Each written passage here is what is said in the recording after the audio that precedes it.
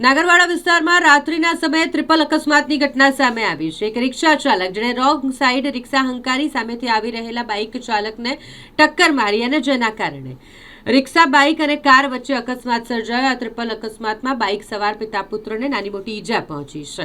જાણકારી મુજબ રિક્ષા ચાલક નશાની હાલતમાં હતો અને તે બેફામ રીતે રિક્ષા હંકારી અને તેણે અકસ્માત સર્જ્યો હોય તેવું સામે આવ્યું છે। અકસ્માત થયો હોવાની જાણકારી મળતાની સાથે જ કારેલીબાગ પોલીસની ટીમ તાત્કાલિક ત્યાં પહોંચી હતી। પિતા પુત્ર જે બાઇક પર હતા તેઓ ઈજાગ્રસ્ત થયા હોય તેઓને સારવાર અર્થે એસએસજી હોસ્પિટલ ખસેડવામાં આવ્યા। નાગરવાડા 4 રસ્તા પાસે મુલ્લા ચાયની લારીની સામે જ એક્ઝેક્ટ આ બનાવ બન્યો છે। હું બાઇક લઈને મારા છોકરા સાથે હું જતો હતો દૂધ લેવા અને કાર અહીં હતી અને હું બાજુમાંથી ઓવરટેક કરતો હતો। 20-30ની સ્પીડ હતી। સામેથી રિક્ષા રોંગ સાઈડે આવીને ઘૂસી ગઈ એટલે કાર અને રિક્ષાની વચ્ચે મારી બાઇક મારા છોકરાને પણ વાગ્યું છે, મને પણ વાગ્યું છે। અહીંયા રિક્ષા ચાલક નશાની હાલતમાં ફૂલ પીધેલો હતો। ત્યાંથી 100 મીટર પણ નથી સાહેબ, કારેલીબાગ પોલીસ સ્ટેશન।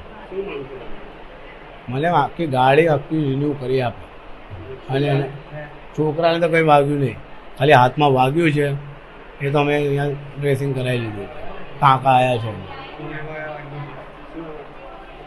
શેખ મોહસિન અહેમદ મુખ્તાર અને અહીંયા આપણે એક્સરે પણ કરાવ્યું છે।